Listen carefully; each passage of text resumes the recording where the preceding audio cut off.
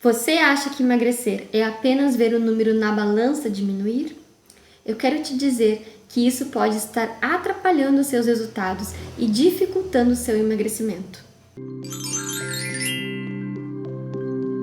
Eu sou a Marta, nutricionista, e aqui no canal Mais Leve Sem Dietas eu te ajudo a emagrecer de forma saudável, sustentável e sem dietas restritivas, construindo uma relação mais leve com a alimentação e com o seu corpo. E hoje eu quero te explicar uma coisa que pode mudar completamente a forma como você enxerga o emagrecimento.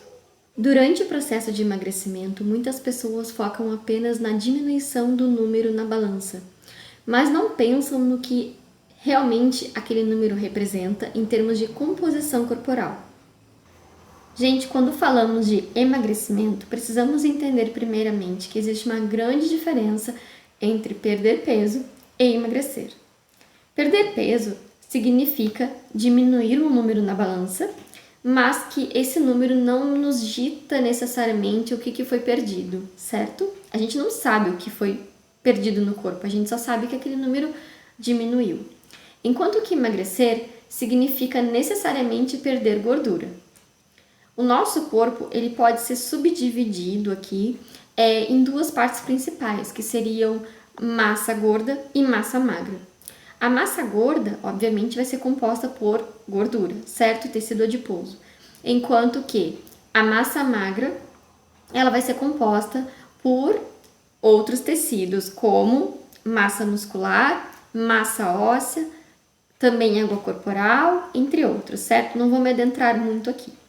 Mas o que a gente precisa entender é que quando diminui o número na balança, a gente não sabe o que está diminuindo. Então pode ser sim gordura corporal, mas pode também significar uma diminuição dos outros tecidos, certo? Assim como o aumento na balança também, não significa que houve um aumento na gordura.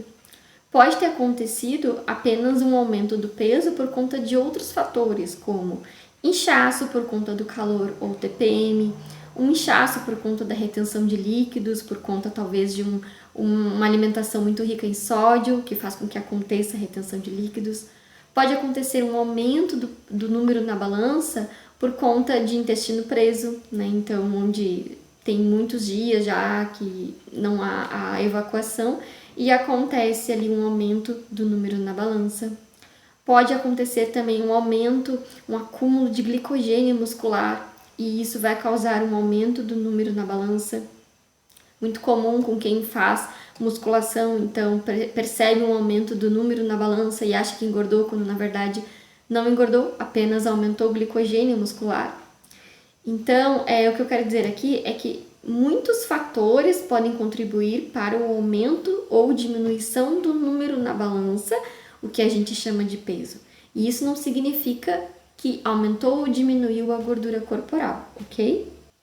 Ou seja, emagrecer significa necessariamente diminuir gordura corporal. E a balança não consegue avaliar isso. Existem outros instrumentos que vão ser utilizados para avaliar a perda de gordura, como por exemplo, o adipômetro, a ultrassonografia, o DEXA, o Body Pod.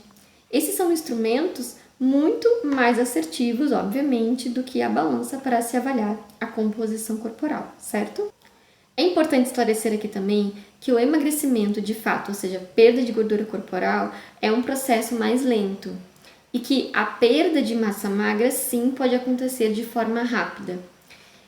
Muitas vezes, nos casos de dietas restritivas, ou seja, na maioria das vezes, ocorre uma rápida perda de peso. A pessoa até se empolga e fica feliz achando que emagreceu, quando na verdade o que aconteceu foi apenas uma diminuição no peso por conta de diminuição de tecidos, como massa muscular, diminuição de água corporal, esvaziamento do intestino, enfim, mas não significa que se perdeu de fato gordura corporal, certo? Porque como eu falei, a gordura corporal ela acontece, a perda da gordura corporal acontece de forma mais lenta. Um outro fator que eu preciso falar aqui sobre as dietas restritivas é que, como eu disse, como elas causam uma rápida perda de peso, normalmente essa perda de peso está associada à diminuição da massa magra. E os estudos mostram que a diminuição da massa magra acaba causando uma adaptação metabólica que faz com que o corpo recupere a massa magra que foi perdida de forma mais rápida possível. E além disso, vai haver um ganho adicional de gordura. Os estudos mostram então que, além da recuperação da massa magra, existe um ganho adicional de gordura corporal. Então, o corpo vai se adaptar para recuperar a massa magra que foi perdida. E além disso, ele vai visar recuperar também a gordura corporal que foi perdida e ainda aumentar essa gordura corporal. E é isso que causa o efeito sanfona, que é causado pelas dietas que é provocado pelas dietas restritivas. Aquela velha história de emagreceu, mas depois recuperou todo o peso e ainda engordou um pouco mais. Os estudos mostram que ao longo dos anos, ao longo das práticas de diversas dietas restritivas, o que acontece, na verdade, é um ganho de peso, ao invés de uma diminuição no peso. Então, a pessoa diminui o peso, mas depois ela acaba recuperando aquele peso e um pouco mais. Aí passa o tempo, faz uma outra dieta restritiva, perde o peso, recupera e recupera um pouco mais. E assim vai acontecendo sucessivamente até que ao longo de 10, 15 anos a pessoa acabou ganhando peso ao invés de diminuir. E obviamente, como eu falei, aumenta também a quantidade de gordura corporal por conta dessa recuperação que acontece. Então, acaba acontecendo uma piora da composição corporal. Ao invés de melhorar, acaba piorando. Bom, mas aí vocês me perguntam, então o que fazer, Nutri?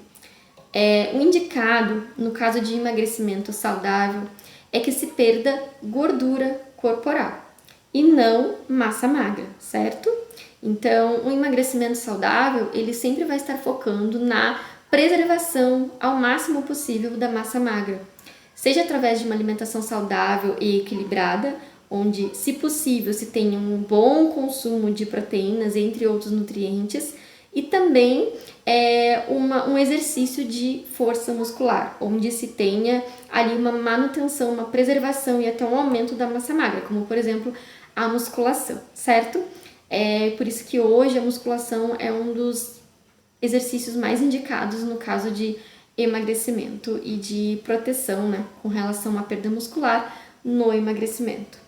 Bom, eu espero que tenha ficado claro aqui a diferença entre perder peso e efetivamente emagrecer, e espero que a partir desse vídeo você possa de verdade desapegar da balança e entender que existem outros métodos muito mais assertivos para se avaliar o emagrecimento, certo? Agora eu quero te propor uma reflexão simples. Pergunte a si mesma: eu estou avaliando o meu resultado somente pela balança? Eu fico frustrada quando o peso não muda? Eu estou cuidando de fato da minha alimentação ou estou apenas querendo comer menos? Talvez você esteja focando apenas no número na balança e não no que realmente importa. E se esse vídeo te ajudou, curta, comente e compartilhe com alguém que precisa saber disso. E agora eu recomendo que você assista o vídeo sobre mentalidade de dieta que eu deixei aqui no canal. Grande beijo e tchau, tchau!